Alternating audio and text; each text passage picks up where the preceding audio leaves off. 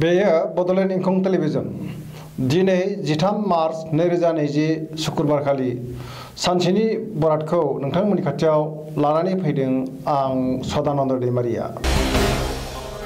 सिगां आं फरायथिनो लादों मेष राशि। दिनैनि साना मोजां आरो गाज्रिनि गेजेरजों बाबेनलांगोन। समाजाव मान मोनगोन, अदेबानि गोसोआव गुलाय-गुजाय साननायबो फैगोन। नखराव बिसि-फिसायनि गेजेराव मोजां सोमोन्दो थागोन। रांखावरियाव जोबोर मोजां, गोबां धोन मोनगोन। फालांगियाव मोजां मुलाम्फा मोननो हागोन। आखायाव रांखावरिनि आंखाल जानाय नङा। गुबुननि सायाव जेबो बुङैयानो मोजां। गोसोखौ रमान्टिक मोनगोन। गोबां खामानि मावनो गोसो जागोन। समाजाव मान सन्मान मोनगोन। मोजां थांखि लानो रोंगोन। वृष राशि। दिनैनि साना मोजां आरो गाज्रिनि गेजेरजों बाबेनलांगोन। देहाया बारा मोजां थानाय नङा। गगा एबा उदैनि बेरामाव गोग्लैनो हागौ। गुबुनजों बाख्नायजागोन। गुबुननि गोसोखौ बोनो हागोन। नखराव अनलायनाय फैगोन। सेंग्रा-सिख्लाफोरा मोजां खौरां मोनगोन। रांखावरियाव मोजां होनजायो। फालांगियाव मोजां मुलाम्फा मोननो हागोन। गोदान फालांगिनि थाखाय गोदान थांखि लायोब्ला इयुनाव गोबां मुलाम्फा मोनगोन। गुबुनजों मोजां सोमोन्दो लाखिनो हागोन। मिथुन राशि। दिनैनि साना जोबोर मोजां। गोसोखौ गोजोननाय मोनगोन। समाजाव मान सन्मान मोनगोन। बैसोआव देरसिननिफ्राय अननाय मोनगोन। गुबुननि हेफाजाब मोननो हागोन। रांखावरियाव मोजां, गोबां धोन मोननो हागोन। बेफार फालांगियाव गोबां मुलाम्फा मोनगोन। नखराव अनलायनाय फैगोन। सिगांनि नोरजिया देहाया दिनै राखांगोन। देहाया मोजाङैनो थागोन।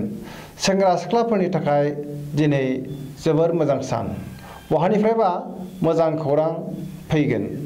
फरायसाफोरनि थाखायबो दिनै मोजां सान। गुबुननि गोसोखौ बोनो हागोन। कर्कट राशि। दिनैनि साना मोजां आरो गाज्रिनि गेजेरजों बाबेनलांगोन। सोरबा लोगोजों एना-एनि फैनो हागौ। नखराव अनलायनाय फैगोन। देहाया मोजाङै थागोन। गोबां खामानि मावनो हागोन। समाजाव मान मोनगोन। रांखावरियाव जोबोर मोजां। फालांगियावबो मोजां मुलाम्फा मोननो हागोन। गोबां खामानि मावनो हागोन। नखराव सोरबा बोराय सुबुङा लोमजागोन। बहाबा थाङोब्ला गारि मटर सालायथ'यैआनो गाहाम। जाब्रथायनि सम्भाबना दङ। गोसोनि बाथ्राखौ गुबुन लोगोनो गोरलैयै दाफोरमाय, नङाब्ला गुबुन बिथिङावसो गाज्रि ओंथि सानना लागोन। सिंह राशि। दिनैनि साना जोबोर मोजां। गोसोनि साननाया जाफुंगोन। गोसोआव बोलो बांगोन। गुबुननि गोसोखौ बोनो हागोन। मावनो लानाय खामानिखौ थि समाव दिनै मावफुंनो हागोन। गोसोआ रमान्टिक मोनजागोन। नखराव सोरबा लोमजागोन। गुबुननि हेफाजाब मोनगोन। रांखावरियाव जोबोर मोजां। फालांगियावबो जोबोर मोजां मुलाम्फा मोननो हागोन। देहाया बारा मोजां थानाय नङा। फरायसाफोरनि थाखाय दिनै जोबोर मोजां। नखराव अनलायनाय फैगोन। बिसि-फिसायनि गेजेराव मोजां सोमोन्दो थागोन। कन्या राशि। दिनैनि साना जोबोर मोजां। गोसोखौ गोजोननाय मोनगोन। गुबुननि हेफाजाब मोनगोन। मावनो लानाय खामानिखौ मावफुंनो हागोन। नखराव अनलायनाय फैगोन। समाजाव मान मोनगोन।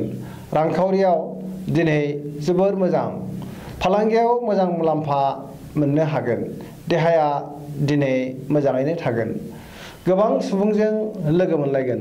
सिगांनि सोरबा गोजाम लोगोखौ दिनै लोगो मोनगोन। सेंग्रा-सिख्लाफ्रा गावबा गावनि गोसोनि साननायखौ फोरमायलायनो हागोन। बहानिफ्रायबा मोजां खौरां फैगोन। तुला राशि। दिनैनि साना मोजां आरो गाज्रिनि गेजेरजों बाबेनलांगोन। गुबुनजों रायखोमाजागोन। बांद्राय बुङोब्ला खैफोदाव गोग्लैगोन। गुबुननि बोसोन लायाब्लानो मोजां। गावनि साननाय बादियै खामानिखौ मावलाङोब्ला मुलाम्फा मोनगोन। बहानिफ्रायबा मोजां खौरां फैनो हागौ। समाजाव मान सन्मान मोनगोन, न'खराव अनलायनाय फैगोन, रांखावरियाव जोबोर मोजां, फालांगियावबो जोबोर मोजां मुलाम्फा मोननो हागोन। सेंग्रा सिख्लाफोरा गावबा गावनि गोसोनि साननायखौ फोरमायलायनो हागोन। देहाया मोजाङै थागोन। बहाबा थाङोब्ला सांग्रां जानाया गाहाम। जाब्रबथायनि सम्भाबना दङ। वृश्चिक राशि दिनैनि साना मोजां आरो गाज्रिनि गेजेरजों बाबेनलांगोन। समाजाव मान मोनगोन, गुबुननि गोसोखौ बोनो हागोन। सोरजोंबा दान्थे बिदान्थे जानो हागौ। सोरबा लोगोजों साननाया गोरोबनाय नङा। देहाखौ मोजां मोनगोन। लोगोफोरजों गोरोबनानै खामानि मावब्ला गोबां मुलाम्फा मोनगोन। रांखावरियाव जोबोर मोजां, फालांगियाव मोजां। गुबुननि बोसोन लानांगोन। न'खराव अनलायनाय फैगोन। जानाय लोंनायाव सांग्रां जानाया गाहाम। सोरबा आलासि फैगोन। फिसाज्ला फिसाजोनि थाखाय गोसोखौ लोरबां मोनगोन। धनु राशि दिनैनि साना बारा मोजां नङा। गोसोखौ गुलाय गुजाय मोनगोन। सोरजोंबा रायखोमा जागोन। गोसोनि साननाया जाफुंनाय नङा। मावनो लानाय खामानियाबो दिनै आद्रा थागोन। सोरजोंबा नांलाय खमलाय जानो हागौ। बहाबा थाङोब्ला सांग्रां जानाया गाहाम। जाब्रबथायनि सम्भाबना दङ।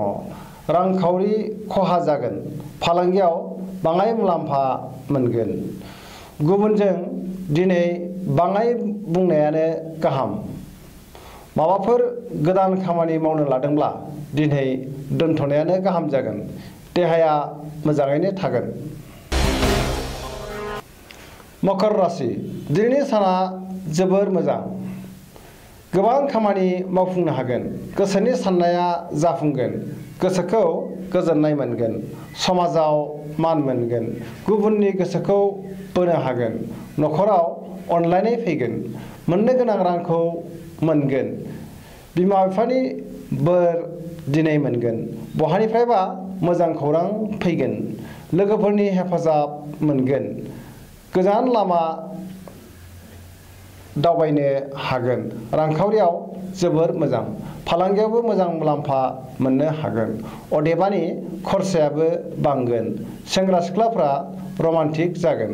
फरायसाफोरनि थाखाय दिनै जोबोर मोजां सान।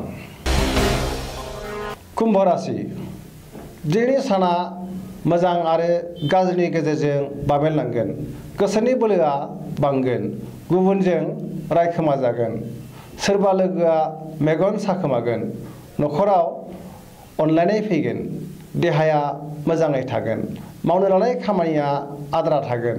बिमा बिफानि बोर मोनगोन। समाजाव मान मोनगोन। बिसि फिसायनि गेजेराव एना एनि फैनो हागौ। जानाय लोंनायाव सांग्रां जानाया गाहाम। फुड पयजनिं जानो हागौ। मीन राशि दिनैनि साना बारा मोजां नङा। गोसोखौ गुलाय गुजाय मोनगोन।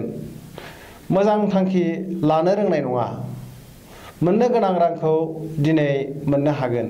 सोरबाया नोंनिफ्राय रां दाहार बिफैगोन। रांखावरिनि आंखाल जानाय नङा। फालांगियाव मोजां होनजायो। देहाया दिनै बारा मोजां थानाय नङा।